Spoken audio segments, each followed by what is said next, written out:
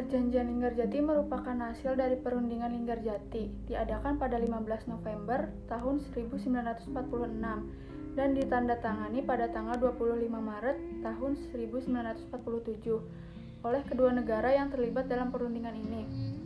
Perjanjian Linggarjati ini ditandatangani secara sah di Istana Merdeka Jakarta. Dalam perundingan ini, Britania Raya menjadi pihak yang menengahi antara Indonesia dan Belanda. Latar belakang terjadinya Perjanjian Linggarjati ini disebabkan oleh masuknya Afne yang diboncengi Nica ke Indonesia karena Jepang menetapkan status quo di Indonesia. Perundingan ini gagal dilaksanakan karena Indonesia meminta Belanda mengakui kedaulatannya atas Jawa, Sumatera, Madura, tetapi Belanda hanya mau mengikuti Indonesia atas Jawa dan Madura saja. Ternyata setelah Perjanjian Linggarjati ini disahkan, pelaksanaannya tidak berjalan dengan mulus. Hal ini dibuktikan dari pertanyaan Van Mook yang menyatakan bahwa Belanda tak lagi terikat dengan perjanjian ini. Perkenalkan, nama saya Risto Aji Pungkas dari kelas 11 MIPA 5. Di sini saya akan menerangkan rangkaian Perjanjian Linggarjati. Perjanjian Linggarjati merupakan langkah-langkah yang diambil oleh pemerintah Republik Indonesia untuk memperoleh pengakuan kedaulatan dari pemerintah Belanda dengan jalan diplomatik. Perjanjian itu melibatkan pihak Indonesia dan Belanda serta Inggris sebagai penengah.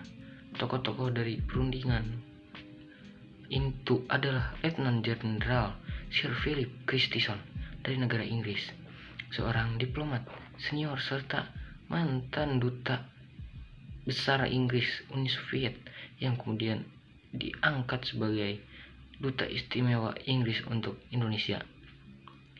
Ia juga seorang penganjur persekutuan sejak tahun 1930-an.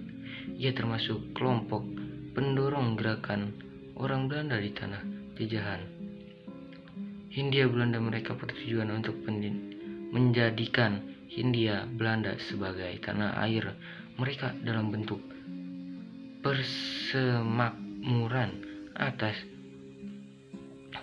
pandangan itu, suatu saat nanti Indonesia menjadi bagaimana sesuai dengan makna politik dan sosialnya sendiri. Atas dasar pemikirannya itu, Van Mook berkeinginan keras untuk kembali ke Indonesia. Pada awal kehadirannya di Jakarta, Van Mook mendapat tekanan baik dari sekutu maupun ancaman perlawanan dari pihak revolusioner Indonesia. Demikianlah, karena tidak ada titik temu antara Indonesia dan Belanda, Christison tetap berusaha mempertemukan mereka. Pemerintah Belanda diwakili oleh Van Mook dan wakilnya Chari G. van der Pees. Indonesia diwakili oleh Soekarno dan Hatta yang didampingi oleh H. Agus Salim dan Ahmad Suparjo.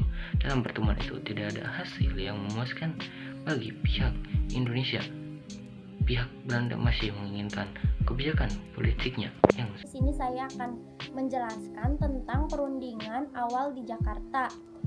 Yang pertama, pada tanggal 1 Oktober 1945 telah diadakan perundingan antara Christison dengan pihak Republik Indonesia. Dalam perundingan ini, Christison mengakui secara de facto terhadap Republik Indonesia. Inggris mengirim Sir Archibald Cackle di bawah pengawasan dan perantara Cackle. Pada tanggal 10 Februari 1945 diadakan perundingan Indonesia dengan Belanda di Jakarta. Yang kedua, kebetulan situasi Kabinet Syahrir mengalami krisis. Persatuan Perjuangan Pimpinan Tan Malaka melakukan oposisi. Ternyata mayoritas suara anggota KNIP menentang kebijaksanaan yang telah ditempuh oleh Syahrir. Oleh karena itu, Kabinet Syahrir jatuh. Kabinet Syahrir II terbentuk pada tanggal 13 Maret 1946. Kabinet Syahrir II mengajukan usul balasan dari usul-usul Van Mook. Sebagai jalan keluarnya, Van Mook mengajukan usul tentang pengakuan Republik Indonesia sebagai wakil Jawa untuk mengadakan kerjasama dalam upaya pembentukan negara federal yang bebas dalam lingkungan kerajaan Belanda. Di sini saya akan menjelaskan materi mengenai perjanjian Hoge-Veluwe.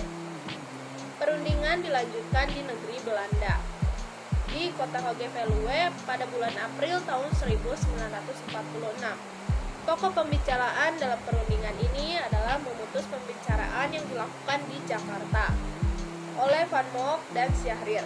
Sebagai penengah dalam perundingan, Inggris mengirim Sir Archibald Clarke. Perundingan tersebut untuk menyelesaikan perundingan yang sebelumnya belum tuntas. Perundingan mengalami deadlock sejak hari pertama, karena masing-masing pihak sudah mempunyai harapan yang berbeda. Kemudian, sementara pihak Belanda menganggap pertemuan di Hogeveluwe itu hanyalah untuk sekedar pendahuluan saja. Pada akhir pertemuan dihasilkanlah draft Jakarta yang sudah disiapkan.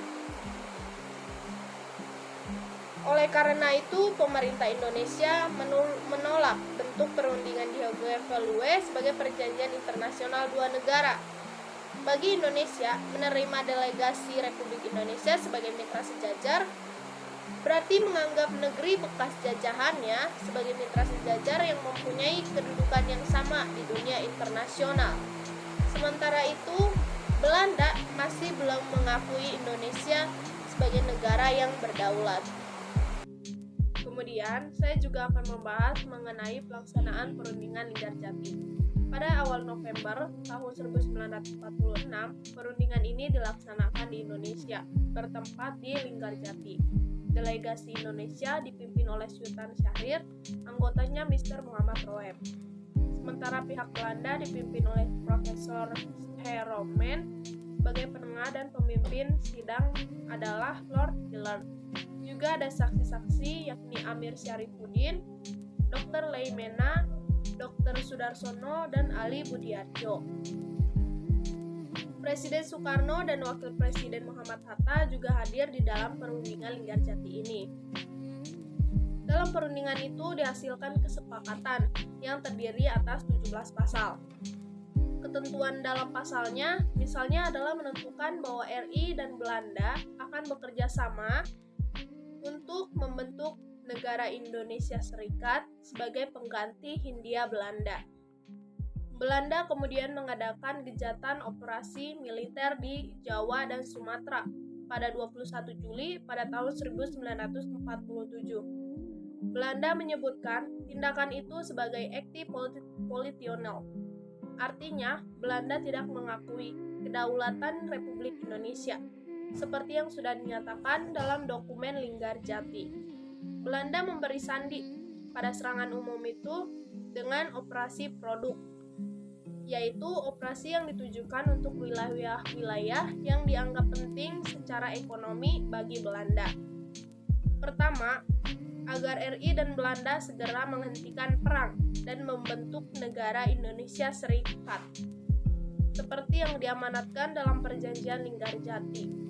Belanda memilih Belgia yang diwakili oleh Paul van Zenland. Hasil dari KTN itu adalah perundingan diadakan kembali oleh Indonesia dan Belanda. Pihak Belanda mengusulkan agar diadakan perundingan di tempat netral. Konferensi Malino. Penyelenggaraan konferensi ini bertujuan untuk membentuk negara federal di daerah yang baru dijajah oleh Inggris dan Australia kepada Belanda. Diharapkan daerah-daerah ini akan mendukung Belanda dalam pembentukan negara federasi. Untuk itulah negara-negara federal mengadakan rapat di Bandung pada Mei sampai Juli 1948. Konferensi Bandung dihadiri oleh 4 negara federal yang sudah terbentuk, yaitu negara Indonesia Timur, negara Sumatera Timur, negara Pasundan, dan negara Madura. Sebagai ketua adalah Mr. T. Bahriyun dan negara Sumatera Timur. Pengambil inisiatif BFO itu adalah Ida Agung Gede Agung, seorang Perdana Menteri negara Pasundan. BFO itu dimaksudkan untuk mencari solusi dari situasi politik yang genting akibat dari perkembangan politik antara Belanda dan RI yang juga berpengaruh pada perkembangan negara-negara bagian.